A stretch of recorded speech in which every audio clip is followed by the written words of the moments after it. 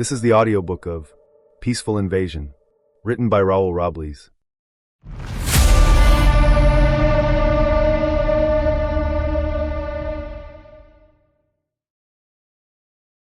Chapter 1.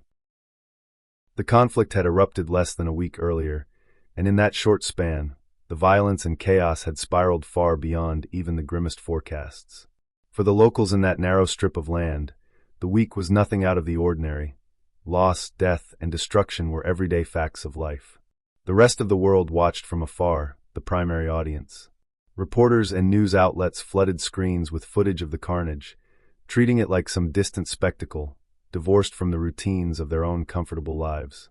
Among the dozens of journalists and cameramen tracking every second of the fighting from the safety of the invading army's protective lines stood Oscar Martinez. His vest bore the embroidered press badge with his full name stitched beneath it. In his hands, he gripped a camera, its lens sweeping in steady, precise arcs as he fired off shot after shot without pause. What set Oscar apart from the pack of reporters and cameramen wasn't his gear or his credentials. It was his position, smack in the heart of the war zone. He was what they call a war photographer, and that's where he did his work. Amid the screams, the gunfire, and the explosions, you could spot him darting from cover to cover, hunting the perfect angle for his next frame. Anyone peering at his eyes through the viewfinder might expect to see fire or thrill, but they'd find only cold contempt for the scenes unfolding before him. He wore no body armor, no special gear. In nearly 20 years behind the lens, he'd never taken a serious wound. His only shields were the camera itself and a razor-sharp instinct. He was 38 years old, 18 of them spent peering through that viewfinder. At 20, he'd scraped together enough cash to chase his dream of leaving his home country behind. His journey kicked off in Europe, starting in Belgium. A month in, he stumbled into a village and witnessed a man stoned to death by a mob. Whether driven by morbid curiosity or something else, he pulled out his father's compact old film camera and snapped a few shots. The crowd paid no mind to the young stranger photographing what they saw as rough justice. When the man finally stopped twitching, his body drenched in blood, the mob's exhaustion and revulsion kicked in. Oscar took one last frame and slipped quietly away.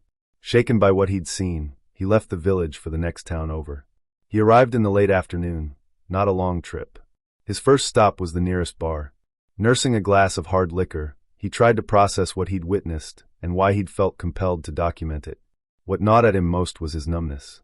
In the movies, someone who saw a murder would puke, sob, scream, or try to save the stranger. He'd done none of that.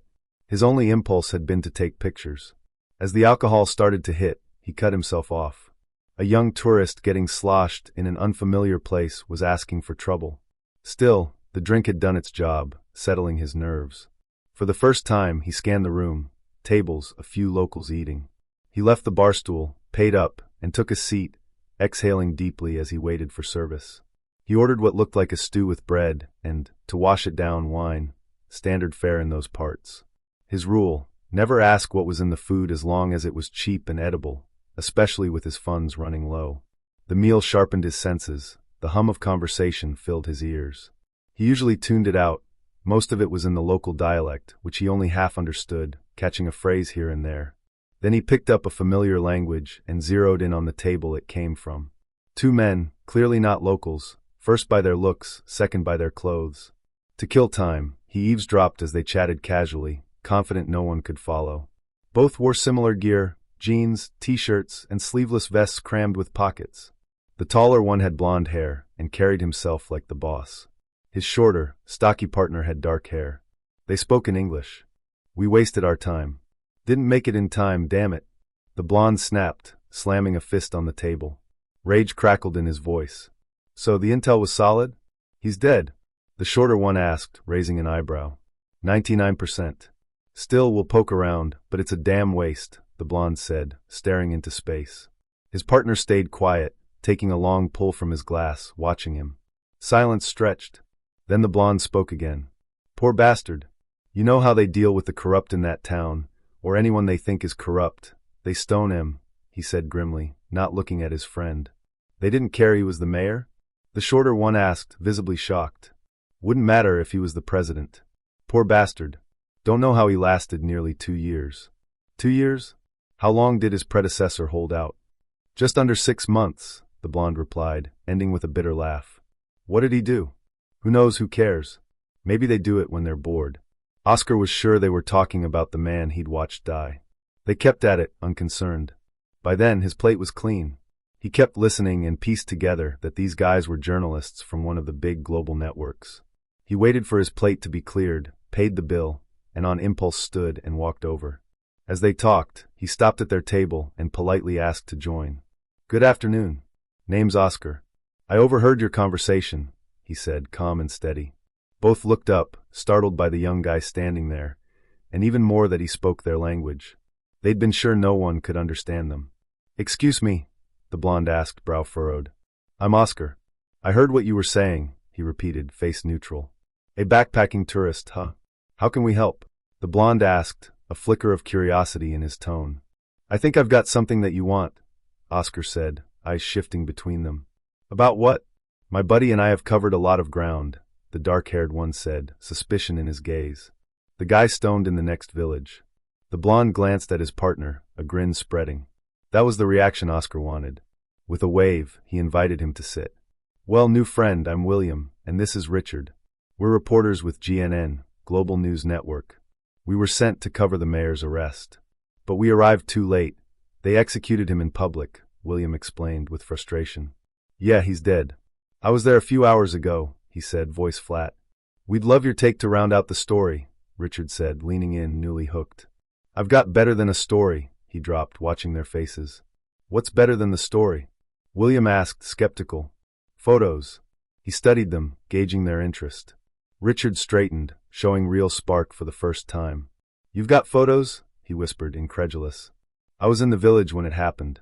Took some with my camera, she confirmed, lifting her chin slightly. If it's legit, we're in. Can we see them? Richard pressed, eager. First, let's talk payment. These aren't free. Richard shot William an amused grin. Of course. But at least show me the camera, William said with a shrug. Oscar pulled his bag, fished out his dad's tiny film camera, and handed it to Richard. He burst out laughing. William looked entertained. He didn't get the joke, figured they were mocking him, or didn't believe the shots were real. What's so funny? He asked, irritation rising, contempt bubbling. Well, kid, first, that camera is so basic you'd be lucky if anything came out. Second, you've got no experience, William said, barely containing a chuckle. If you're not interested, sorry to bother you, she snapped, standing abruptly. Pride wouldn't let him stay. Many nights later, staring at ceilings in whatever flea bag he crashed in, he wondered how his life would have gone if he hadn't gone back to the table, or if Richard hadn't asked. Didn't mean to offend. Sit. Let's talk business, Richard said, smile fading to urgency. Oscar paused, eyed the strangers, and sat, face still tight. How much are the photos worth to you? He asked bluntly. Depends on quality and what they show, Richard said, serious now. William was more into his drink. It's film. How do we know? He asked, panic creeping in as reality sank. We've got the gear to develop it. We see what's there, and we deal. Sound fair? William said, finally looking up, eyes sharp. Oscar thought for a beat, but knew he had no leverage. Richard was right, the film had to be developed. He nodded. He followed them to their hotel, where they had massive black gear bags. Soon he saw they were packed with pro kit, cameras, tools, all Williams. He hauled what he needed to the bathroom, ending with a red bulb from an inner pocket. The room glowed crimson. He stepped out and took his camera. While this went down, Richard sprawled on the bed, eyes shut, checked out. William let Oscar watch. The bathroom was blood red, the sink was full of one chemical, and the tray over the toilet had another. Oscar squinted to adjust. For William, the light was nothing. He popped the film and checked it with a loupe. A small enlarger in the corner took the roll. He fed it through, pulling contact sheets. He dunked them and hung the wet ones on the shower rod with clips. Oscar stared, only 4 sheets. He'd sworn he took at least 10. Images emerged slowly. William dried each, rehung them, and then answered Oscar's unspoken question. Kid, only 4 are usable. The rest are blurry or shaken, William said practically. These 4 work? He asked, hope flickering. Think so. Minute to know, William said, eyes on the negatives. After a minute, he killed the red light, grabbed the prints, and signaled out. Richard was out cold. William shook him and shoved the photos in his hands. He blinked awake, scanned them, and grinned. Yes. Not bad. We can use these, he he muttered, satisfaction spreading. He handed them to Oscar. "Your shots, kid." "Not half bad," he said. He studied them. First, a woman hurling a rock. Second, the crowd and the bleeding man. Third, him shielding his face. Last, the aftermath, a body in a pool of blood. Better than he'd hoped. "So we got a deal?" he asked, voice steadier. "Yeah, deal," Richard said. Richard called the shots and bought the negatives for a solid sum, with a bunch of pointless caveats. For Oscar, it was a steal, nearly half of what he'd saved in 2 years for 4 photos. The 3 hit the bar to celebrate. The images turned the mayor's execution from a footnote to front-page gold. They talked like old pals, swapping stories, until paths diverged. At parting, Richard pulled him aside. "Kid, this is goodbye. Meeting you is a lucky break," he said, slipping a business card into his hand. "You've got an eye for this. Real talent, my editor would say. My office is in London, that's home base. If you want, come learn the trade. Who knows," he added, with genuine respect in his eyes. Oscar was floored. He'd never seriously thought about life after the trip. High school done, parents dead within a year from cancer. He'd worked months for this journey to figure out his future. The goodbye was quick. Richard and William left him at the table. He sat, mulling Richard's words and the card in his pocket. On the road, in quiet moments, he dreaded running out of cash and going home. Ugly thoughts, no family, never fit in his hometown. Nothing proved his detachment like burying his dad months after his mom, then scraping cash to bolt and never look back. Home wasn't an option. He finished his drink and stood. Outside, sunlight stabbed his eyes. He breathed deep and kept moving. Thanks to the photo sale, the question of going home wasn't urgent. A month after that, he lost interest in wandering. His mind was on Richard's offer. Decision made. He went home briefly, visited his parents' graves, and told them everything, his travels and the choice for his future.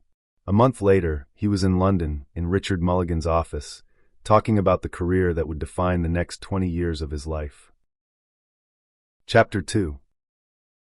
Both nations share a sliver of land where ethnic and religious divides are nothing more than the excuse for mutual annihilation. Neither the chaos nor the body count dulls the urge to keep fighting. The fight is lopsided.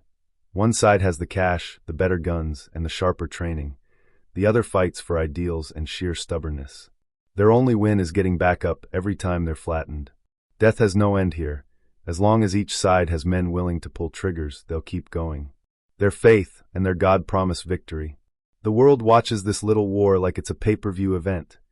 Cameras beam the carnage to an audience hungry for updates but spared the emotional tab. Every interest, money, politics, religion, keeps the machine running. And there, in the thick of it, is Oscar with his camera, the tool that's as much a part of him as his heartbeat. He's never known fear, not even that first time a man was stoned to death in front of him. The colleagues who claim the title call him a reckless fool who'll be dead any second. Most cameras stay on the high ground, tucked behind the safety of superior firepower. Oscar is on the other side, crouched behind a wall of rubble. From there he shoots frame after frame. He's maybe 20 feet off the center of the firefight, close enough that a stray round or shrapnel could end him. The clash has been raging for at least half an hour, ever since one soldier got lucky and dropped a mortar round right on a tank where 6 of the enemy were clustered. At least 2 died on the spot. After that, the fight was locked in. 2 yards away, a blast hurls debris over his position. The shockwave slams him to the ground. As he scrambles up, the first thing he checks is the camera. A quick once-over confirms it's fine. He's back on his feet, shooting again. The tanks are rolling toward the attacker's line. Killing them will pause the skirmish, but not the war. He knows the drill. Once the tank crews decide resistance is over, they'll pull back to their border. Then the cameras and UN reps will roll in, tallying the wreckage in neat columns for the world to skim. They'll talk to the lenses and pose with a crying kid, a widow, and a mother. Then it's back across the line to their hotels. Tomorrow it starts again when another soldier gets lucky. He has no way of knowing this day will be different, so different it will rewrite his life and every life on the planet. He wipes sweat and grit from his brow. The tanks close in on the defender's line, where a dozen men spray AK-47 fire. The one who nailed the mortar lies dead a yard in front of his squad. The tanks halt. The nearest one swivels its turret toward the holdouts. Boom, dust, ruin, screams. This time he stays upright. He raises the camera, peers through the viewfinder, and waits for the haze to clear. Silence while the dust thins. He trusts his gut to tell him when it lifts. At least it's over for today, he thinks. But that's not the plan. The dust settles. Troops spill from behind the tanks to confirm the kills. They've taken maybe 3 steps when the growl of engines snaps every head around. Oscar swings his lens toward the sound. 2 pickups packed with enemy fighters punch through the dust cloud. 20 men, burning for payback, charge straight into the ground their brothers died holding. In under 30 seconds, 2 soldiers outside the tank's cover drop dead. No pause today, both sides know it. The tanks inch forward until another blast rips the air and rubble rains down again on the narrow kill zone. Oscar ducks behind a wall. He's saved his own skin at least 3 times without noticing. When he pops up, the camera's still good. 1 tank is a fireball gutted. Crewmen crawl clear, screaming for help. In the chaos, he picks out engine noise and shouted orders. More reinforcements. He checks the camera again. The lens is intact but filthy. With muscle memory honed by repetition, he swaps the memory card, sliding the full one into a padded inner pocket of his jacket. Experience taught him the front pocket is a one-way ticket to losing it. He wipes the lens. Refocuses. Soldiers on both sides drag the wounded clear and regroup, but his spot is suddenly hot, 4 yards from a bullet with his name. Here, any grunt who spots a guy with a long black tube in his hands will assume sniper. He backs up as far as the rubble allows, sliding behind an old barricade from some earlier fight. The shooting keeps up. The only difference is the better-armed army pushing forward to teach a lesson for daring to fight back. Tank engines and choppers announce the cavalry. It'll be over clean and quick. That's how they hammer home every crushing win. Yet the lesson never sticks. Between frames, he realizes his shots won't look any different from some telephoto hotshot parked a mile back. For the first time in 3 hours, he lowers the camera and looks with his own eyes, not the viewfinder. In the distance, tanks, muzzle flashes, artillery. He watches the wreckage with mild interest. After the killing fields and Berta, little phases him. Then something catches his eye. Soldiers yelling, pointing frantically over the nearest tanks. He figures choppers. Raises the camera, zooms, but no birds, just a figure, a man apparently hovering motionless. Doesn't compute. He drops the camera and stares naked-eyed. The figure hasn't budged, floating without a harness, jetpack, or anything he recognizes. He lifts the camera again, cranks the zoom, and starts firing off shots faster than ever in his life. Heart hammering, hands shaking. Definitely a man, dressed head to toe in black, but not clothes, more like ultra-thin armor, the closest thing in his memory to a motocross suit. Dark brown hair, thick black beard. Can't make out the face. Lingering dust and smoke from earlier blasts hang over the low rooftops. Wind ripples the hair, the only proof the figure is real. By now the troops behind the advancing tanks notice the shouting and follow the fingers. The battle stalls, curiosity trumps survival. Oscar pulls back the zoom and starts documenting the scene. Some stare, some raise rifles, tank hatches pop, and crews climb out to gawk with their buddies. One soldier near a tank does the sensible thing. Looks like an officer, he's got a bullhorn. Aiming it at the figure, he barks questions. Oscar's grasp of the language is basic, he catches. Identify yourself. Leave now or be fired upon. The figure doesn't move. Maybe he doesn't understand. Maybe he just doesn't care. Seeing the tank line confused, the enemy seizes the moment and resumes the attack, ignoring the man floating 10 meters above. The army snaps back fast, forgetting the floater to deal with the real threat. For Oscar, the figure is the only story worth shooting. He's swapping his second card when the figure finally moves. Slowly raises both arms, palms open, like he's offering something each side needs to see, but no one's looking. Through the lens, Oscar sees the figure start to vibrate. Thinks it's camera shake, but no, the man himself is shimmering. He keeps shooting. Then a roar shakes the valley. Enough! The last thing Oscar sees before the deck hits him is the figure snapping both fists shut. A shockwave erupts outward, slamming him to the ground. It's not just the blast, his ears ring, and the world tilts. He struggles upright, scraping a palm on jagged concrete. Frantic, he scans for the camera. My camera! Loops in his head.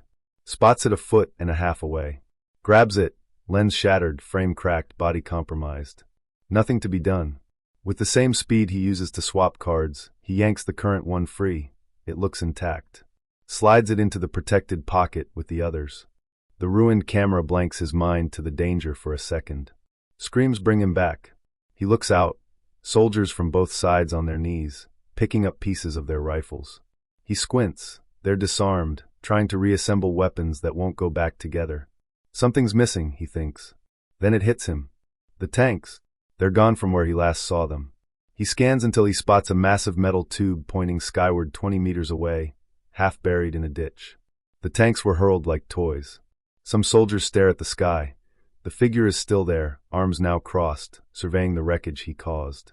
From this distance he can't read the face, just a man floating. The troops give up yelling at each other and turn their curses skyward. The figure glances up, then, without a twitch of muscle, rockets upward like a missile. In seconds he's a speck, then gone into the clouds. Chapter 3. In his 18 years as a war photographer, Oscar had never seen a battlefield where soldiers weren't clutching some kind of weapon. What made the scene even stranger was that those now lay in pieces at their feet. The tanks sat crippled, tossed 20 yards from where they'd started. Among everyone who'd witnessed the figure's arrival, himself included, there was nothing but stunned confusion. Slowly, the officers with the authority to bark orders began pulling their men back to the borderline drawn at the conflict's outset. He doubted any of them had a clue how to explain this to command. No one would believe them, especially not here. There was nothing left to do. He grabbed his busted camera and picked a path that would get him to the border. He needed a phone, and he needed it without hassle.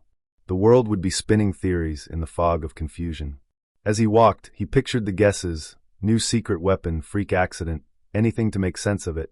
With all the cameras and reporters parked on the safe side of the line, there'd be plenty of video and stills to back up whatever the retreating soldiers claimed. Half an hour after leaving the hot zone, he reached the checkpoint marking the border. Tension crackled in the air. He fished out his press badge, pinned it front and center like body armor, raised his hands, one clutching the wrecked camera, and eased toward the short queue of people trying to cross in. It was the safest way to approach a frontier coming from the enemy side. He'd learned that the hard way: too many rifles aimed at his face, too many boots and fists. The soldiers yanked him out of line, patted him down, and snatched the camera. He wasn't worried. The real prize, those memory cards, was zipped in an inner pocket. They took his ID and hustled him into a windowless room without a word. He knew the drill. Phones would ring. An hour later they'd verify who he was. His press card had everything they needed in their language. Interrogation wasn't their job. That was for military intel. If he had to say one good thing about them, it was that they were pros. Less than an hour later they cut him loose. "Go back to your hotel," they said, handing over the ID and the camera, now showing fresh dings from rough handling. He knew that device better than his own arm. No hotel, he had friends in the area. Making connections on the road came easy. His contacts could fill a Rolodex. He'd trained himself to memorize every name and number. Carrying a little black book was suicide in his line of work. He didn't crave solitude, yet he was always alone. He didn't hole up in some room haunted by the images he shot. There was always a friend happy to have him over, feed him, and shoot the breeze. The only thing missing from his life was a family of his own. Never married, never had kids. Opportunities hadn't been the problem. From the moment Richard handed him that business card, he'd known what drove him. The job, war photography. He walked far enough to flag a cab and gave the address in fluent local dialect. For the first time in 8 hours, he sat. His body screamed for rest. After a few minutes, he checked the hidden pocket, card still there. He leaned back, shut his eyes, and was out cold. No dreams, just black. His brain was too fried to bother. The driver's shout snapped him awake. He was at the house. He pulled a high-denomination bill from a pocket, handed it over, "Keep the change," and climbed out. He wobbled to the door and rang the bell. Inside, shouts and footsteps pounding down the hall. A woman's voice. "Go see if it's him, quick." Man's voice. I'm coming. Samuel." The door flew open. Samuel stood there, flushed. "Finally. We were losing our minds." "Why the panic?" "You know me. Just another stupid firefight," Oscar said, waving it off. "You're nuts. After what happened, after the army got wrecked by that thing in the sky, I never thought they had a weapon like that," Samuel said, shaking his head. The memory hit Oscar like a slap. Right, but it wasn't them. It was someone, or something. Did the same to both sides. Nobody died. "Seriously?" Samuel asked, waiting for the punchline. "Can I ask you something?" "Shoot. Can I come in?" Oscar said with a half-smile. "What?" "Oh Lord, yes. Sorry, with everything in the phone. Come in. Samuel stepped aside. Thanks, Samuel. Sorry to barge in. No trouble. Kitchen, sit. We'll eat, and you tell us what the hell happened. From the kitchen, a woman's voice. Is he here? Yeah, he's here. Fix him a plate, Samuel called back. He knew how this went. If he protested the fuss, he'd end up apologizing, and they'd get annoyed. He kept quiet. Elsa stood at the stove, worry etched on her face. When he crossed the threshold, relief washed over her. Thank God you're okay, she said. Thanks, Elsa. Told you two not to worry. Your cut's in the will, he said, grinning to lighten the mood. They both cracked up. The three of them took seats at the table. Elsa and Samuel exchanged glances while Oscar eased into a chair, wincing at every ache. So spill. What happened?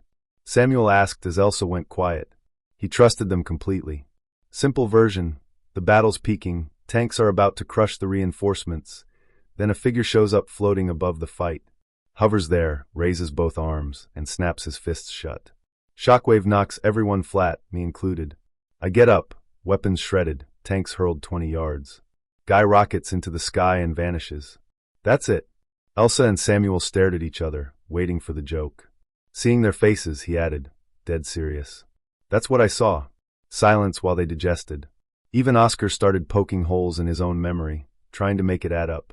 Elsa recovered first, standing. Doesn't matter, you're safe. Time to eat. Minutes later, a steaming plate sat in front of him. Smells amazing. He wasn't picky, too much travel for that. As he lifted the first forkful, he remembered something Samuel had said. You mentioned calls for me? Samuel blinked, caught off guard. Yeah. After it went down, the phone wouldn't stop. Your news agency is ringing every 15 minutes. We unplugged it, tired of saying we hadn't heard from you.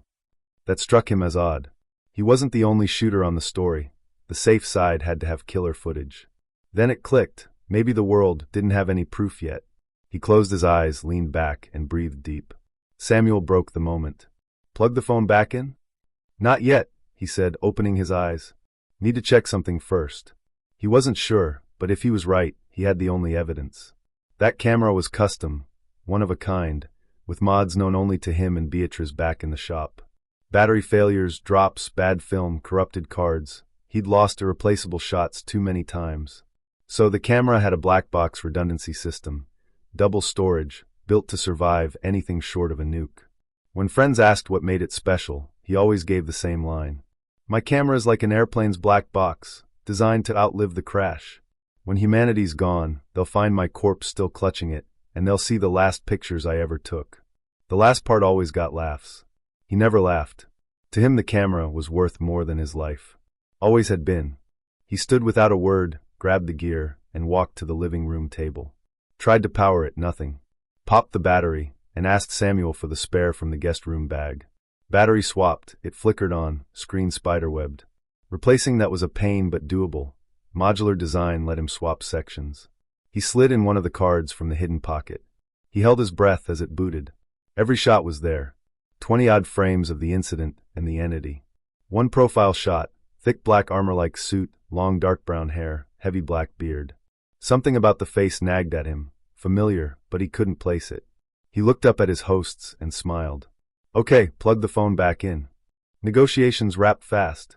After years of feeling sidelined by his editor, relegated to filler shots that didn't scare off advertisers, this changed everything. Tragedy didn't sell soap.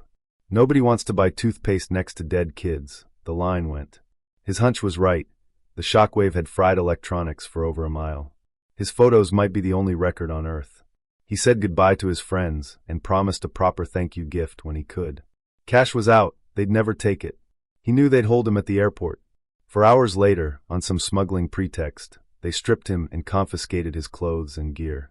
His beautiful camera was clumsily disassembled. The parts weren't special, the design was.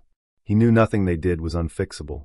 They took the cards he had on him, but the shots they wanted weren't on those. Just pre-entity filler. Satisfied he had nothing hot, they released him, no apology, and handed back the pile of parts. He'd planned for this. There was plenty of time to make the flight. 10 hours to London. For the first time in a week, he slept hard, questions looping in the dark. Something had shifted inside him, mind or heart, he wasn't sure. Whatever he'd seen had changed him. By the time the plane touched down, the world was ravenous for the truth about that patch of battlefield. London was the closest thing he had to home. Walking the terminal, he knew half the faces, staff, shopkeepers. He could navigate it blind. First stop, headquarters of Events Magazine, the flagship title of GNN, Global News Network. There he'd hand over the photos that would make him the most famous photojournalist on the planet. Chapter 4. He never gave notice of when he was starting a trip or when he arrived. He had discovered, through bitter experience, how dangerous it is for a reporter or photographer to have their movements and itineraries known, including their destination. He always seeks to make friends in the places he visits, and for years he hasn't slept in hotels, though he still bothers to book a room in a well-known establishment and pay for it without ever setting foot inside. Normally, he would go home to rest and change, especially since the clothes he was wearing were not appropriate for the London weather, but this story was more important. He asked the taxi driver to take him to the headquarters of Events Magazine, which had been his employer for over 10 years. He had been offered work by other publications many times but always turned them down. Many nights, he wondered why he refused to leave that place. The only conclusion was that he was a romantic, remaining there out of loyalty and familiarity. It was the place where the career that would become his life began. In 20 minutes, he was in front of the building. He got out of the taxi after paying the driver, which was problematic because most of the money he carried was the currency of another nation. After passing through the lobby using his identification, he entered the main office. The employees seemed to be in a frenzy, a behavior he had only witnessed on special occasions marking world-shattering events. He recognized some people and saw others who were unfamiliar. Everyone was walking back and forth, making and receiving calls. Few paid attention to the man walking slowly in clothing inadequate for the city's climate. He stopped in front of the office of his editor, Ian Dunihan, knocked and entered slowly. Ian was sitting with his back to the door, talking intently on the phone. He doubted he had heard him knock. How can you say no one else saw what happened? It's the story of the century, and you can't get one soldier from either side to tell you anything. I want you to understand what we will lose if we don't find some verifiable commentary that makes sense of what's happening. Thanks to Oscar, we'll be the most important magazine in the world, not thanks to you, Ian said, frustration heavy in his voice as he spoke into the phone. He continued after a brief pause while they responded on the other line. I understand. Just get something we can put in tomorrow's edition alongside the photographs. All right, goodbye, he said, ending the call with a sigh. Ian dropped the arm holding the phone, sighed again, and began to massage his forehead. He allowed that brief moment of rest for a few seconds, then coughed loudly enough to make his presence known. Good heavens, he exclaimed, quickly adjusting himself in his seat. Hello, Ian, busy as always. I'm here, just as we agreed, the man greeted calmly. Ian was a man of a similar age. He had met him on the first day he walked through the magazine's doors. They weren't exactly friends, but a deep respect existed between them. Oscar slowly took a seat. When he wasn't on a battlefield or in a place full of images to capture, he looked 10 years older than his actual age. The physical toll on his body was becoming more evident. The editor noticed it every time he visited but never mentioned it. The two men knew how to treat each other. Without the need for pleasantries, he went on. Tell me what you've got. What I have are 20 photos of the incident and one spectacular shot showing the entity that did it all. 20 photos? How did you manage that? All photographic and video cameras were destroyed in the incident, he asked, astonished. I'm offended you'd ask that. The important thing is that they exist, and they are in my possession, he replied with a hint of pride. What do you want besides what we discussed on the phone? Ian asked, though it was clear he was anxious to have the photos without any major fuss. You know me. The financial compensation we agreed upon is fair given the importance of the photos. Money isn't my motivation. I'll most likely end up dead somewhere before I can enjoy it. On that, we agree. What are your terms? He inquired, bracing himself for the negotiation. Ian pondered what truly mattered to him. It could be a negotiation for a perpetual contract, or perhaps he was tired of his nomadic, adventurous life. With all his experience and fame, he could be offered any position within the global news media, GNM, organization, but what he heard was totally unexpected. Ian, I want two things. First, exclusivity within the magazine to investigate the entity. Second, I want my expenses covered for the next 6 months while I'm researching the story, renewable every 6 months as long as I get acceptable results. And I want it in writing, he stated firmly. Oscar, I don't think I can give you exclusivity on the story. The best reporters are working on it, and even less can I agree to cover any expense. You could take a private jet, and we'd have to pay for it. I don't think we can accept those conditions, she said, clearly in disagreement. As promised during our call, I'll share the photos with you in good faith and let you know that I'll continue investigating on my own. In 24 hours, my journey begins. The results will go to the highest bidder. My contract is the freelancer type, not as an employee. Allow me to use your computer, he declared with determination. Ian got up from his chair as if obeying an order, yet without any sign of annoyance. Oscar sat down and, using the computer keyboard, opened a programming window and quickly began to type a computer language code that the editor did not understand. When finished, he pressed enter and got up from the chair, returning to his seat across. A web page appeared on the screen, and on it, a message for downloading files. When the download finished, there were the photos. He watched Ian review the photos and was amused to see his expression change noticeably as he examined them. This is incredible, they're unique. The next issue will be the best-selling in our history, he said, his eyes glued to the screen, visibly excited. Those are the photos, as promised. Now I'm taking my leave, and in 24 hours, after I sort out my affairs, I'll start investigating. I don't know when I'll be able to communicate again, he announced as he stood up. Ian tore his gaze from the screen, surprised by the impatience. Why are you so determined? And what makes you think you'll succeed? No offense, but you're a photographer, not a reporter, he asked skeptically. Oscar was not offended, it was the truth. All his life he had been a photographer, not a reporter. He told his stories with his images, not with words, but something had changed that day. For the first time, he witnessed the end of a battle where the streets were not covered in blood and corpses, where the weeping would never cease.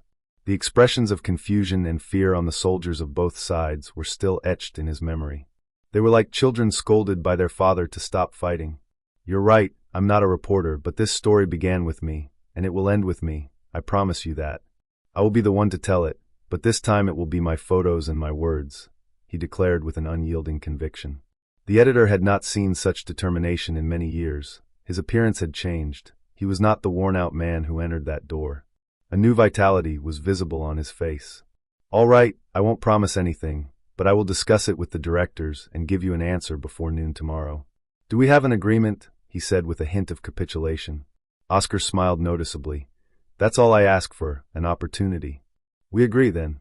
The promised payment will be made to you in the next few minutes, and get some rest. From your appearance, I know you came straight from the airport. Thank you, Ian. I will do that. I have errands to run and offerings to make, he replied. He rose from the chair without another word and left the office after shaking his editor's hand. In his mind, he made an inventory of what he needed to do to start his journey without looking back. He had to send gifts to his friends, take care of his apartment, go to the bank, buy supplies, meet with his lawyer, and finally visit her. Beatrice, as usual, would be his last visit before leaving England. He didn't know when or if he would ever see her again, the only woman in his life. He was an old-fashioned romantic, like a medieval knight. He could only love one woman. Though after so many years, he didn't know if it was still love he felt in his heart, that love he had lost or perhaps never truly had. The only certainty, what he saw in his mind in those moments when he didn't know if he would survive another day, was her face. She was his anchor to life and his only regret. In moments of anger, he would tell himself he wished he had never met her, yet he was sure he would never have become a real photographer without her in his life. After his first assignment, where his photos were awful and the usable ones were lost due to defects or outdated film rolls, Richard recommended he upgrade his camera and equipment. He gave him the address of a shop visited by true professionals in the world of photography. The shop was called Murpher Image and belonged to Andrew Murpher, who was at least 70 years old. His daughter, Beatrice Murpher, usually managed the shop. She learned everything she knew about cameras and the art of photography from her father, eventually becoming the greatest innovator of custom-made cameras. When they met, she only saw him as a boy, which was understandable, as there was a difference of at least 10 years between them. It took him years to earn her trust, and even longer to earn her affection, but she was a married woman at the time.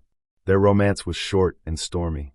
10 years ago, after Mr. Murphy's death, he walked into the shop and asked her to build him a camera that would never fail and from which no photograph would ever be lost. Since that day, every time they see each other, they only talk about his equipment and the photographs. He entered his apartment, which was in the same condition as when he rented it 7 years ago. Since starting his life as a photographer, he had only had one true home, the room behind the Murphy image shop. He lived there for 2 years. His possessions were few. All the amenities were part of the apartment. The wardrobe was partially empty. It only contained clothes for the city's climate.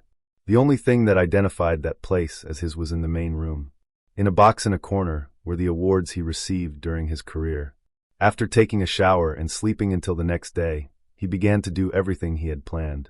He called his estate agent to inform them he would no longer rent the apartment and to donate anything left in it to charity.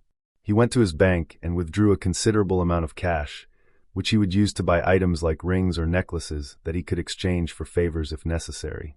He bought wines in addition to other luxuries and sent them to his friends who helped him so much on his travels. His penultimate visit was to the lawyer who handled most of his financial and legal affairs. He informed him of his plan and that he would send him any contract he signed the next day, but the main topic was his will. He wanted to make some modifications and take a copy with him. Once finished, he proceeded to the last visit of the day. The facade of the Murphy image shop was the same after a year of not visiting. Upon entering, everything looked as it always had.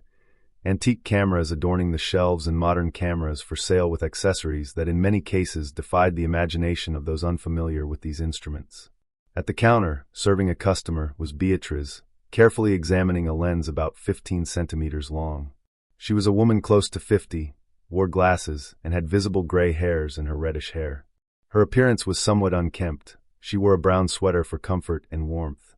He only had to see her for all the old feelings to flare up instantly, but only for an instant. The lens seems to be in good condition. The mechanism is slightly damaged, but it's reparable. Come back in 2 days to pick it up, she explained to the customer. The man smiled and thanked her for the attention to his camera. They completed the transaction, and the customer left. It was then that she noticed his presence. "You're back. You look older every time. Soon people will think you're older than me," she said with a smile. "That's my goal, to look utterly ruined, so I can win more sympathy," he retorted with his dark humor. Beatrice laughed for a moment at his characteristic humor. That was one of the reasons there was so much chemistry between them. They looked at each other with a certain intensity for a few seconds. However, both adopted the impersonal attitude that was part of the silent agreement they accepted years ago. "What do you need?"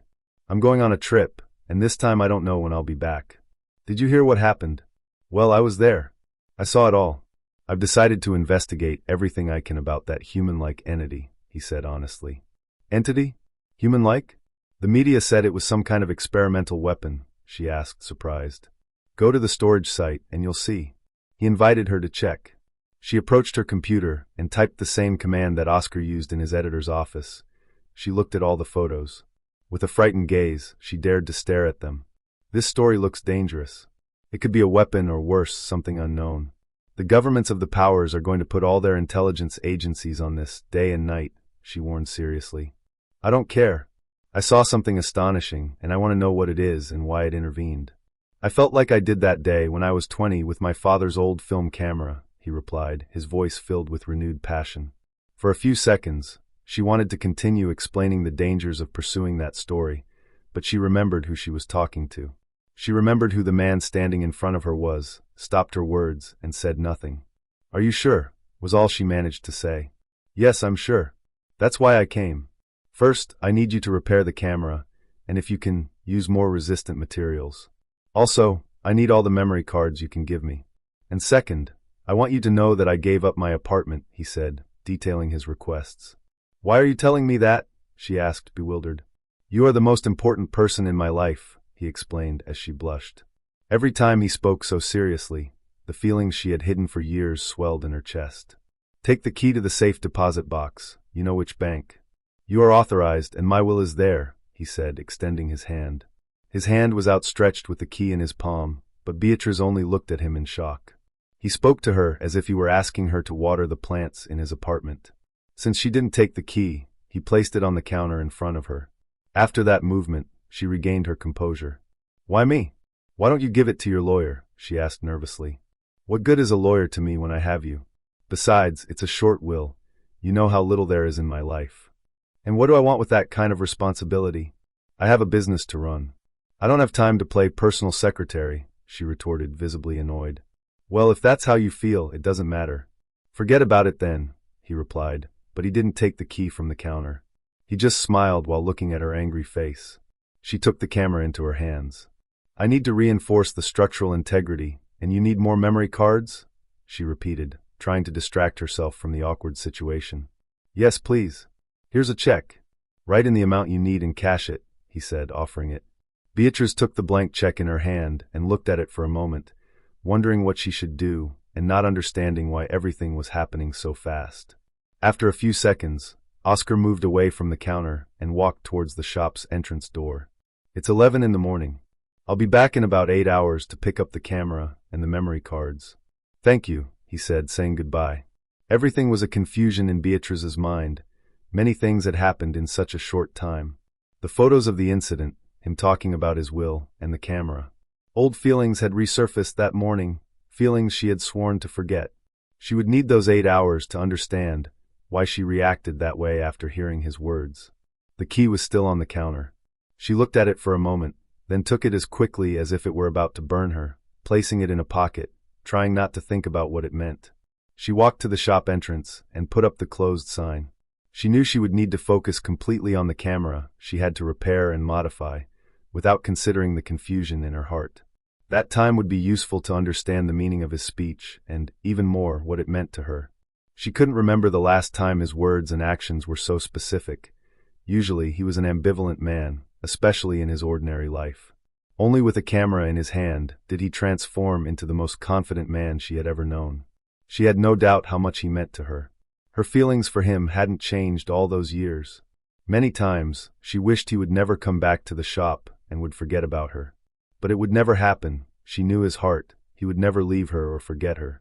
It could be out of obsession or out of hatred. He was a man of a single love, and he had the unfortunate luck of knowing her. How many times had she shed tears wishing he would love another woman, but it never happened, and after a while, he always returned.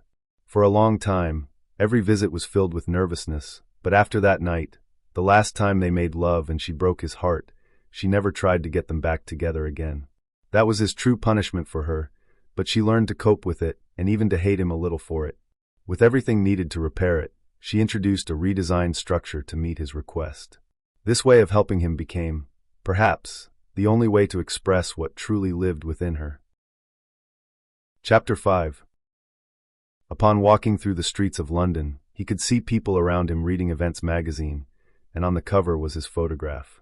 The figure floated at a diagonal angle. The silhouette of a long-haired man in black armor could be seen. The only way to describe him was as a comic book superhero. He could only smile at that idea. It was a strange concept for a world full of violence and ignorance. His career was built on showing the world evidence of the worst aspects of human conduct. He continued walking, thinking about the last missing piece, whether the magazine would cover his expenses or if he would have to do it himself. In reality, he wasn't worried. He had enough money saved in case, by some miracle, he managed to retire. In the afternoon, when he arrived at the building entrance, he expected the same reception as the day before, but Ian's assistant was waiting for him at the entrance. She took him directly to the magazine's conference room. He had rarely visited this room. His visits were always personal, with his editor. In the room, 2 people in suits were seated at the table next to Ian. Calmly, he took a seat across from them. "Hello, thank you for coming. Allow me to introduce those present," Ian said, gesturing to his right. "This is the magazine's legal counsel, Justin Milton. He's here as an advisor. And this is Secret Intelligence Service, SGS Agent Westcott Turbed, who will ask you a few questions." He smiled at the second person. The agent was young, younger than he expected. In the past, he'd had many interactions with the SIS and other spy organizations, some quite unpleasant that left scars on his body and mind. He looked directly at the agent. "What kind of questions?" he asked. The lawyer intervened before the agent could say anything. "First of all, Mr. Martinez does not have to answer anything, because despite not being a British citizen, there are no charges against him. He may only cooperate if he wishes." He looked at the lawyer and smiled again. "There's nothing to worry about. I've dealt with them in the past, even without the magazine's counsel present. You may ask your questions, agent." The agent witnessed the entire exchange without any apparent interest. "Mr. Martinez, how did you manage to get the photographs through customs without them being confiscated?" You must have known the strategic importance of that information for national and international security. First off, I was searched very efficiently at customs, so you can verify that I did not illegally bring any photos in, he replied. By what means were the photographs delivered after you entered the country? The agent asked. All I can say is that it was done through electronic means, he replied. Electronic? Can you elaborate? The agent insisted. No, my computer knowledge is limited, he responded dryly. After that reply, the agent adopted a more attentive posture. Apparently, the fact that he used electronic means was a surprise. There was silence for a moment, and the agent asked, Are there any additional photos that were not used in this publication, or that you still have in your possession? I was only able to take 20 photos related to the incident, and I gave all of them to my editor, he replied. Is there any additional information you can tell us about the entity or what you witnessed? I have nothing more to say aside from what you must know. I don't think I have anything to add, he replied. Are you sure? How did your photos survive when no other photographer or cameraman obtained anything? The agent questioned. I believe it was luck, he answered with an evasive smile. As expected, the agent took the answer as a mockery. He looked around and slowly stood up. Thank you for answering the questions, and we will be in touch, he said, his voice devoid of warmth. The agent thanked the other men in the room and left the conference room. Ian exhaled with relief. The whole interaction was clearly very stressful for him. I was genuinely worried for us when the agent showed up. You handled it very well, and I invited the lawyer to help you, Ian said. Thank you, but I've dealt with those types of organizations in the past in various parts of the world, he replied. You weren't even slightly fazed, Ian said, still amazed. Sometimes I don't know if it's due to stupidity or madness. After what I've experienced, it's difficult to be afraid of a simple interrogation, he mused. Let's discuss the agreement. I've already spoken with the magazine's directors. The reality is there's an open reward for the story of the century. However, I managed to get you this offer. We will cover your expenses for 3 months. If, during those 3 months, you don't present any new developments or your expenses exceed what is justifiable, we will withdraw the line of payment. If you provide us with information that is a scoop, then we will extend for an additional 6 months. What do you think of the offer? Ian explained, now more relaxed. Oscar thought about what he had heard. It wasn't exactly what he wanted, but he always knew they wouldn't grant all his demands. What he really wanted were the magazine's connections, primarily to acquire resources quickly. He preferred not to involve anyone in his movements and to be able to move unhindered. I find it acceptable. I will begin my journey today and will try to communicate with you via email or through people sent by me, due to the sensitivity of the story and the competition there will be. He took a piece of paper from his pocket and placed it in front of Ian. The names of the people and a specific email address for our communications are noted there. Ian took the piece of paper with an expression of disbelief on his face. Why all the secrecy? I know the story is important, but it seems a bit excessive. Oscar continued as if that appreciation lacked any great importance. He had heard it before. Past experiences taught him to have a healthy level of paranoia. After 3 kidnappings, 2 detentions for over 3 months, and the confiscation of many of the best photographs of his life by various police and espionage organizations, he felt his paranoia was justified. The person who just left the office should be proof enough of why I must use such secrecy. He represents one of the many organizations interested in knowing the entity's origin and intentions. I will surely become one of the most monitored people in the near future, especially if I continue to give you results, he explained seriously. Ian's expression changed to one of understanding. He now had a better idea of who Oscar was and would follow any instructed directions. The relationship between the two had always been merely professional, and this could be considered the longest conversation between the 2 men. This happened often in his relationships, even among those he considered close friends. The magazine's lawyer remained silent throughout the exchange. When he sensed the meeting was drawing to a close, he intervened. Mr. Martinez, as the legal representative of the magazine, I must inform you that in any incident or criminal situation in which you are implicated, the magazine will decide whether or not to intervene on your behalf, he stated in a monotonous voice. Don't worry, Mr. Attorney. The magazine didn't help me with the last 2 detentions that lasted up to 3 months, not to mention the physical abuse I received on different occasions, Oscar replied bluntly. The lawyer did not react to this new information and proceeded to make a few notes, maintaining a new silence, satisfied that he had made his point understood. He took the pause to continue the conversation with Ian. If things go well, you'll hear from me soon. In the best case, I hope it's before the 3 months are up. Thank you, but knowing you, I know I'll hear from you soon, Ian said with a slight smile. Thank you. I'm taking my leave. I'll be leaving the country in a few hours, he responded. Where will your investigation begin? For now, I'll start by returning to the area of the first appearance, he replied. That seems reasonable, Ian nodded. Ian gave an order to the lawyer, who reviewed the documents and placed them in front of Oscar. This is the agreement in writing, as you requested. On the last page are the amounts that will be deposited to you over the 3 months, and the limits established in case you contact us to cover any other expense. Understood, Ian. Send a copy to my lawyer, he said, taking the papers. He stood up from the table and took a copy of the agreement, leaving the conference room. Ian sat there, contemplating everything that had been discussed, and having a strong feeling that Oscar would manage to get the story he was looking for. As an editor, he knew when to trust his instincts.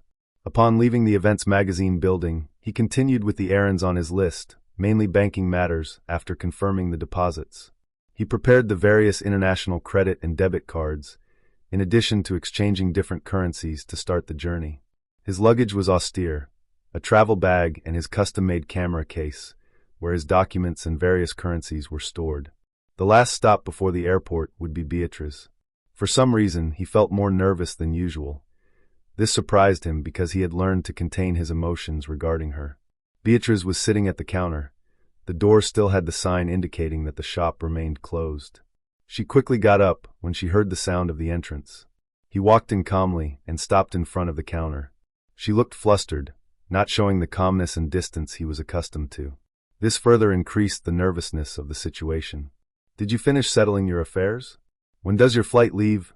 She asked nervously, looking at the bag on his shoulders. That's right. Is everything ready? The flight leaves in 5 hours. I'm going straight to the airport from here. Do you have what I asked for ready? Yes, everything is ready. The modifications are done. The functionality is the same, so no new training is required. I updated the software. It will be easier for you to transmit the information stored in the camera, as well as the backups, she explained, her tone somewhat rushed.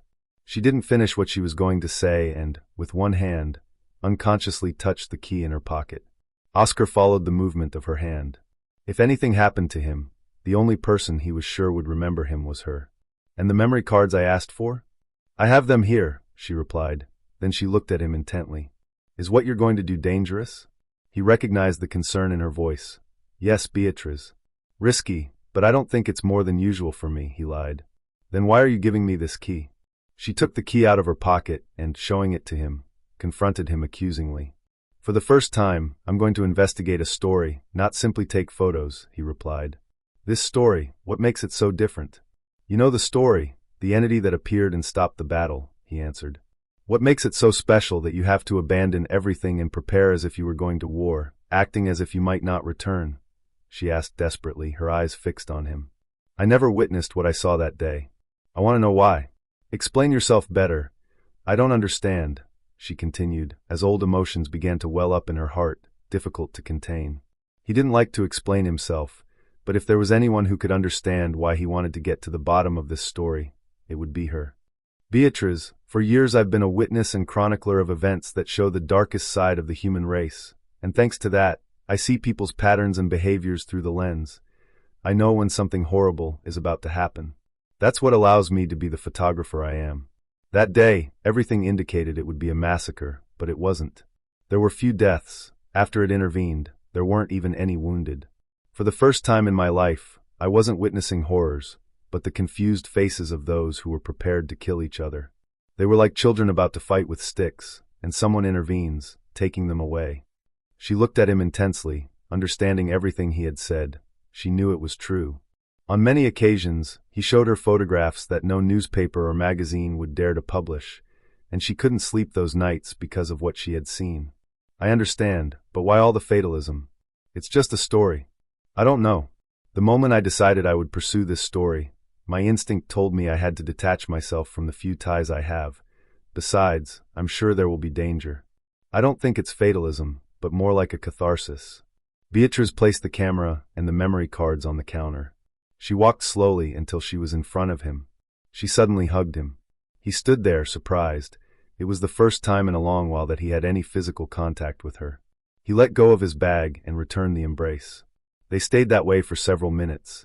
Then she pulled away and, looking directly at him, told him to be careful. She returned to the counter and put the key back in her pocket. Still surprised, he picked up the camera, placing it in its case, and the memory cards in the different compartments. She sat down, busying herself with the camera, avoiding looking at him. He knew that behavior. He said goodbye, and he left the shop. Chapter 6. The trip to the airport was fast and uneventful. His real destination was not the location of the first apparition, as he had told Ian. His true destination would be Italy.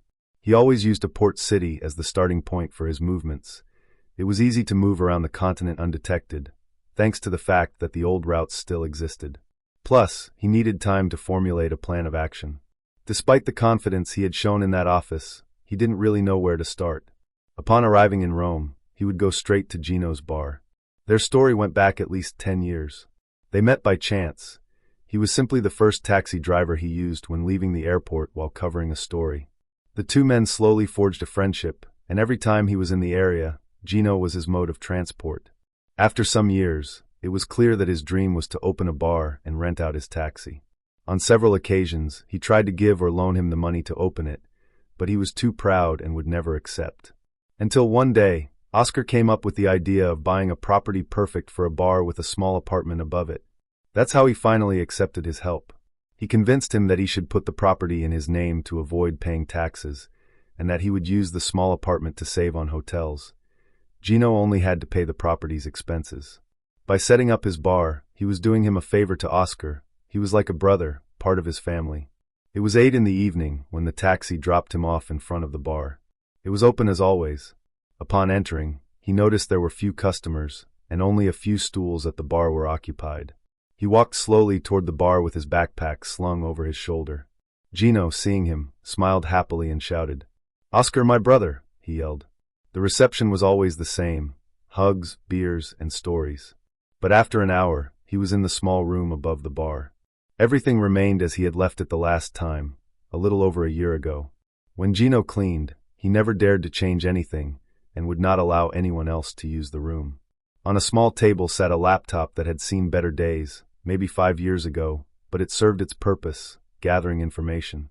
He would use this time to create his investigation plan. He would gather all existing information about the incident and the entity. After a few hours of research, he fell asleep atop the keyboard. He woke up confused but quickly remembered what he was doing. Before falling asleep, he had concluded that everything he was finding was speculation. 2 days had passed since the incident. There was no concrete input, and the rest were conspiracy theories, in addition to the classic religious ones, such as the beginning of the end of the world and the second coming of Christ. Extraterrestrials were never an interesting subject. They were as real as leprechauns or ghosts. As for the possible end of the Christian world, he was raised Catholic in Spain, but he never fully fit into that way of seeing the world. He felt there was benevolence in the entity's actions. He was sure that if it hadn't intervened that day, it would have ended with the deaths of soldiers and civilians. In the days following the incident, nothing more had happened. The fear generated by the incident was slowly disappearing. He analyzed the only thing he knew for certain: the incident. Why did the entity appear there, and not in another part of the world where violence or loss of life was occurring? There had been no new sightings. There must be thousands of acts of violence and conflicts happening across the rest of the world. What made that conflict important enough for it to make its first appearance, instead of saving people from fires or muggings on the streets, like the conception of a traditional hero? The incident was an unequal battle between two armies, one well-armed and prepared against another inferior in weapons and readiness. It was a conflict over land, ethnic, and religious issues. What would the news have been the next day if the entity hadn't appeared? It would be just a footnote. Most of the world would condemn the actions that occurred, and humanitarian aid would arrive in the areas in the following weeks. Possibly, another conflict would happen in half a year. Now, it was not a footnote, but the most important news on the planet. There were 2 places in the world where conditions resembled the site of its first manifestation. He wasn't sure about betting on that reasoning, but it seemed like the best gamble. Traveling aimlessly, entering conflict zones full of danger, was stupid and pointless. His next step would be to reach Moldova undetected, which would take longer than traveling by plane. Now, with a clear goal in mind, it would take him 2 days to prepare for the trip to that area. He got up from the table, shut down the computer, and removed the battery, which was his custom. He got into bed and, for the first time in a week, felt enough relaxation to rest. When he woke up, he realized at least 18 hours had passed. It was 4 in the morning when he got up abruptly, realizing how much he had slept. As he came out of the bathroom, he could hear sounds from the bar. He slowly went downstairs and found Gino tidying up the tables. He had clearly closed for the day, but it was unusual for him to clean up after closing. He usually did it the next day. Oscar greeted him to get his attention. "Cleaning at this hour?" he asked. "Of course, tomorrow I want to sleep a little longer and not have to come clean before opening," he replied, without stopping his work. "I see you're getting old," Oscar joked. "Ha ha ha. Me old? Impossible. And did you sleep well?" asked with concern, stopping to look at him. "I think so. It's been a while since I slept that much. It must be the smell of beer and urine that makes me feel right at home," Oscar jokes. "Very funny, but my bar never smells of urine. Gino's bar is the best bar in the world." "Are you hungry?" he said, feigning indignation. "Actually, I'm starving and thirsty." "Sit down while I get you something," he said, clearing one of the tables he was cleaning. "I hope it's not too much trouble." "Never for you, my brother," he said, smiling warmly. Oscar sat at the table, looking around and observing the small changes Gino had made to the place that he hadn't noticed the day before, due to exhaustion and worry. The place looked very good. The decor was contemporary and could even be called elegant. An antique jukebox he hadn't seen caught his attention, as well as various pictures and decorations of different shapes and sizes that combined perfectly with the bar's theme. His observation was interrupted by his friend's return with several plates of food, a basket of bread, and a bottle of wine. The food was clearly homemade, and Oscar instantly recognized his mother's cooking. There is no better food when you are hungry. "Your mom made this food, didn't she?" he asked. "That's right, my brother. She'll be happy when I tell her you recognized her cooking without even tasting it," he said, sitting across from him with a beer in his hand. He began to devour the delicious food and drank wine without stopping. It was clear the meal had been specially prepared for him, and it was no coincidence that Gino was cleaning up after closing. He was worried about him. Soon the plates were empty, and he was satisfied. His host got up, took the plates, and returned with 2 beers. He placed one in front of him, indicating it was for digestion. "So what's the news? You're going to take pictures of this time?" Gino asked curiously. Oscar was finishing his second sip of beer when he heard the question. "For now, I'm heading to Eastern Europe. I'm following a gut feeling," he replied. "A gut feeling? Since when do you follow gut feelings?" asked, arching an eyebrow. "Since I'm not sure what I'm doing," replied Frank. "And that? You not being sure of something?" "I've never heard you say that," she asked, genuinely surprised. "What can I say? I'm getting old. Are you just realizing that now? If you had asked me, I would have told you years ago." "Does it show that much?" "To me, you look like an old man. What time do you plan to start your journey?" "I'll leave in a few hours. I have to figure out the best way to get there undetected." "Are you going to travel like a backpacker? It's been a while since you did anything like that." "It's true, but I'd rather they not know where I am right now," Oscar explained. "I understand. It must be something very important. Tell me if you need my help." "I will," he assured him. After that small exchange, the 2 men chatted animatedly about the events in their lives. Gino especially had a lot to tell. A few hours after sunrise, Oscar said goodbye with a big hug. The conversation had helped him relax. He would take a ship to Moldova and travel by transport from there to the border with Romania, to the closest town to the border. The journey was slow and difficult, but without incident. He knew how to move without mishaps anywhere in the world, especially in Europe. The driver dropped him off a kilometer from the Romanian border. There was no way he could get any closer, so he had to walk the rest of the way. The village of Simivci borders Romania. All he had to do was reach the furthest limit to access the border crossing. The town was partially empty. Very few people remained in the streets. Many houses were abandoned. It was a ghost town. When he reached the border, it was night. A small contingent of soldiers was guarding it, which was nothing more than a simple checkpoint on an artificially divided street. He knew enough to make the soldiers believe he was going to visit relatives in the next town. They didn't even check him, and he didn't need to bribe them. Apparently, nothing had happened there for a long time. This was the first moment he began to doubt his reasoning, but all he could do was hope that, in the end, he was right. He continued walking normally, keeping an eye on the soldiers in case anything happened, but nothing did. On the Romanian side, the village of Bochino was no different, with abandoned houses and empty streets. He knew the area and where to go. He walked for at least an hour until he reached one end of the town. There was life there, and even commercial activity. He approached what looked like a homemade restaurant. Upon entering, he found it partially full and echoing with conversations.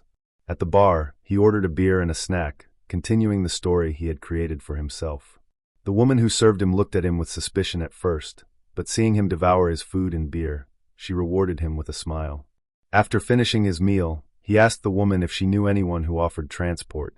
He needed to get to the next village to visit his family, about whom he was worried because he hadn't heard from them in a while. The woman didn't hesitate for a moment and called over a young man who was sweeping the floor. The boy's name was Victor, and he was her grandson. He had a motorcycle he used to bring in supplies and could serve as transport. The price was negotiated, and half an hour later, he was in the village of Ivano. He agreed with Victor to call him if he needed transport, and after receiving a generous tip, the boy was happy to accept the proposal. The village of Ivano was full of life, as if nothing was happening just half an hour away. He went to the nearest hotel, rented a room, and prepared his camera. He charged each of the batteries and checked it properly. All that was left was to wait. 2 days later, the situation was the same. He slowly socialized with many people in the village, trying to gauge the situation, and it was clearly tense, but it seemed like nothing would happen. When they questioned him about what he was doing in the village, he stuck to the same story, that he came to visit relatives and was waiting for them to pick him up, which seemed to satisfy most doubts about his presence there. He bought a radio to monitor regional news. The pro-conflict rhetoric was maintained, but it was clear that neither side desired a real war.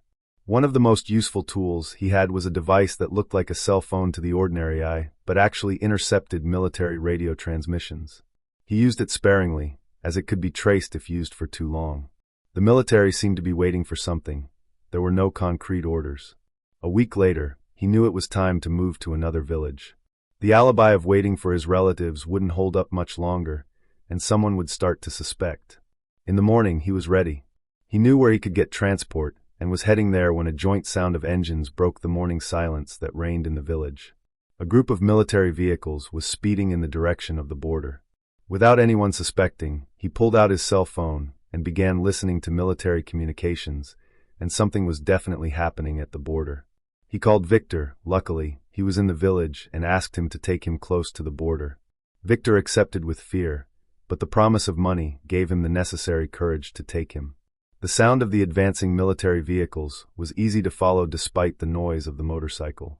Upon reaching the village entrance, he asked Victor to take him to a viewpoint he had seen during his stay, which seemed like the best place to capture any extraordinary event. Fortunately, the viewpoint was abandoned. Upon arriving at the entrance, he got off the motorcycle and paid Victor. He told him to be careful. The boy took his money and left without looking back. He jumped over the fence that blocked access and walked stealthily until he reached the top. The deterioration of the block structure was evident. Near one end, a tree had collapsed part of the viewpoint wall. Using the tree as protection and the debris as cover, he placed his bag and the necessary equipment for long-distance photography. From his position, thanks to the telescopic lens he brought as part of his gear, he could see both sides of the border. The invading soldiers had crossed the border, followed by tanks and helicopters circling the area. The military vehicles stopped at the entrance to the village, and the defending soldiers began taking attack positions against the invasion, but without infantry support to counter the tanks and helicopters, it was an unequal battle. The tanks protected the advancing battalions of invading soldiers. They were their steel shields. The distance between the two sides was getting shorter and shorter. Where he was a favorable spot where he could not be detected by either side. One of the biggest concerns in a situation like this was snipers. They could detect the reflection of the camera's telescopic lens due to the sun's glare and mistake it for an enemy sniper. He always tried to be backlit and avoid those types of reflections. The advance continued. Conflict would soon be inevitable. Both sides were less than 20 meters apart. A noise like a thunderclap caught his attention. At first, he thought a tank had fired in his direction, but the sound came from the sky. Looking up and expecting to see some type of aircraft, he He saw a black figure fall between the two armies like a 3-meter-long bomb. When it stopped, there was no impact, only dust scattered by the wind as it ceased its descent. He didn't release the shutter button. Image after image was captured by the camera. He was sure that this time there would be no effect to incapacitate it, thanks to the distance. Both armies stopped. Between them, a being floated in the air. It appeared to be a man due to its shape. Its hair was brown and long. Zooming in with the camera, he could see a large black beard. In the future, one of the questions he would be asked most often was, who did he look like? He always gave the same answer. He looked like God. Not because he was powerful, but because when he was a child he would visit the Gothic churches in Spain, and many of them had frescoes or stained glass windows with representations of God in them. In his mind, when he thought of God, that was the face he saw. He could see it raising its hands and heard the echo of a scream. He watched the shockwave ripple out from its hands. He saw soldiers being thrown to the ground, their weapons shattered, the tanks hurled meters away, and the helicopters making forced landings. A second later, the entity shot off in the same direction it had come from, with the same speed. The camera followed every one of its movements until it disappeared. This is part 1 of 3. If you want to hear the full story without interruptions, download the ebook on Amazon or read it for free with Kindle Unlimited. Link in description. This audiobook is free. If you liked it and want to support my work, you can buy me a coffee or buy the ebook from Amazon and others online stores by following the link in the description.